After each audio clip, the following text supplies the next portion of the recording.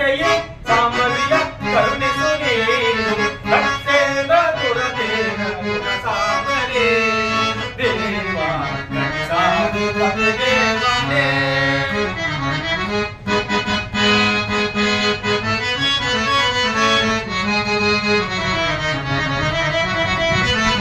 ಅಕ್ಷತೆಯಿಂದಲೇ ಹೆಚ್ಚಿಸಲಾಸತಿ ಅಕ್ಷಯ ದೇವನ ಹೆಚ್ಚಿಸಿದೋಣೆ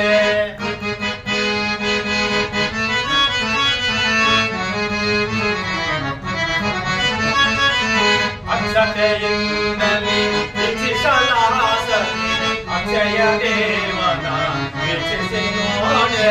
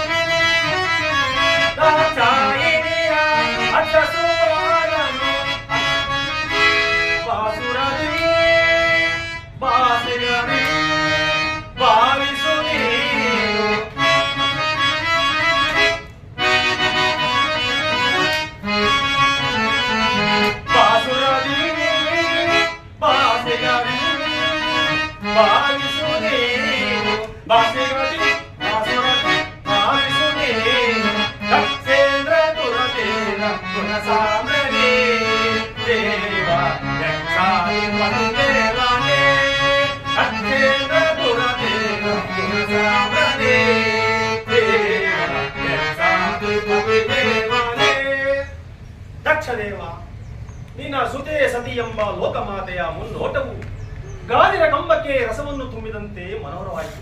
ಆದುದರಿಂದ ಶಿವಸತ್ರಿ ಒಂದಾಗುವ ಭಕ್ತಿಯನ್ನು ಈ ಜಗತ್ತಿಗೆ ನಡೆಸಿದ ನೀನೇ ಭಾಗ್ಯಶಾಲಿ.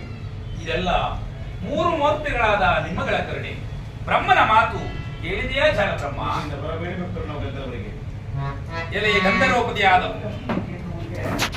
ಗಂಧರ್ವಪತಿಯಾದ ವಸುಂಧರ, ಬಲು ಸೊಗಸಿನಿಂದ ಮೆರೆಯುತ್ತಿರುವ ಪದ್ಮಾದೇವಿಯನ್ನು ವಿವಾಹ ಮಾಡಿಕೊಂಡು ಸುಖವಾಗಿ ಬಾಳು. ಈಡೇರುತ್ತಿನ ಮನದಾಸೆ ಪದ್ಮದೇವಿಯಲ್ಲಿ ಅದ್ಯಾವ ಸಂಬಂಧವೋ ನನ್ನ ಹೃದಯದಲ್ಲಿ ಎಪ್ಪು ಕಟ್ಟಿ ಸ್ಥಿರನಾಗು ನಿನ್ನ ಮನದಾಸೆಯಲ್ಲಿ ಗಂಧರ್ವರಾಜ. ಅಲ್ಲದೆ ಅಲಂಕರಿಸು ನಿನ್ನ ಮನದಾಸೆ ಎಂಬ ದಿವ್ಯ ಪೀಠದಲ್ಲಿ. ಮಧುವಣಿಗನಾಗು ಚಂದ್ರಮ.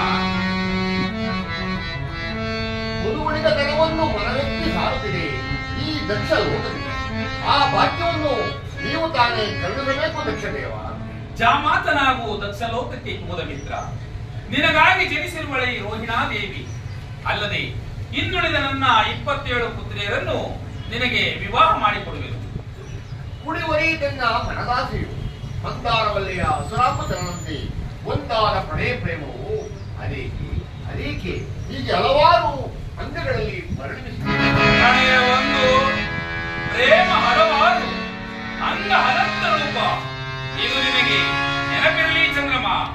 ಅದು ಅಲ್ಲದೆ ನನ್ನ ಪ್ರೇಮ ಪುತ್ರಿಯರಲ್ಲಿ ನಿನಗೆ ಸಮಾನವಾದ ಧರ್ಮವಿರಬೇಕು. ಅಲ್ಲದೆ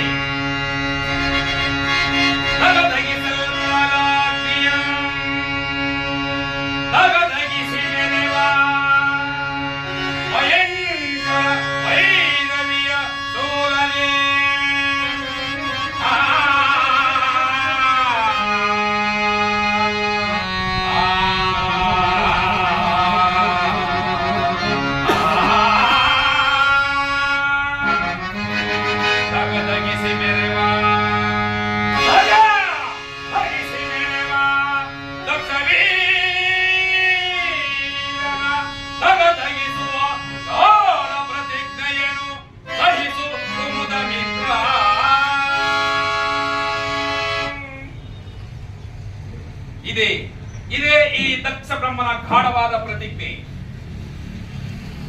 ದಕ್ಷದೇವ, ನೀನಲ್ಲವೇ ದೇವತೆಗಳಲ್ಲಿ ವೇಗಸಾಲಿ. ದೇವಾದಿ ದೇವನಾದ ಸಾಂಬಮೂರ್ತಿಯನ್ನು ನಿನ್ನ ಜಾಮಕನಾಗಿ ಮಾಡಿಕೊಂಡು ನಿನ್ನ ಕೃತಜ್ಞತೆ ಅರ್ಪಿಸು. ಕೃತಜ್ಞತೆ ಯಾರಿಂದ ಯಾರಿಗೆ ಕೃತಜ್ಞತೆ?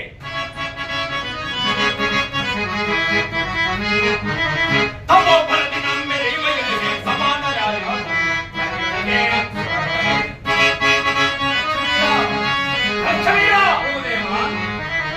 ತಮೋಬಲದಿ ನಮ್ಮೆರೆಯುವ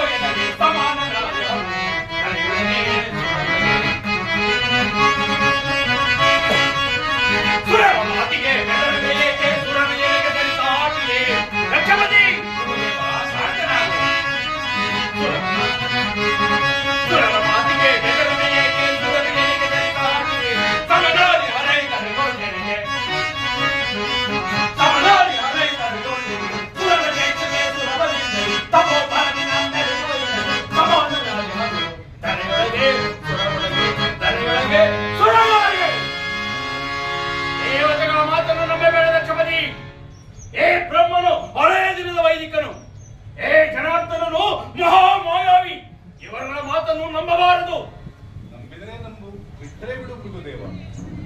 ಮಾಯಾವಿ, ನಿನ್ನ ಮಾಯಾಜಾಲವು ನನ್ನಲ್ಲಿ ಬರಿಸದು. ಶಾಂತನಾಗು ಮೃಗುದೇವ, ಅದು ಮುಂದೆ ನಿನಗೆ ಗೊತ್ತಾಗುವುದು. ನನಗೆ, ಈ ಮೃಗದೇವನಿಗೆ ದೇವತೆಗಳಿಗೆ ಗೊತ್ತಾಗುವ ಕಾರ್ಯವೊಂದಿಲ್ಲ. ದಕ್ಷ ಲೋಕದಲ್ಲಿ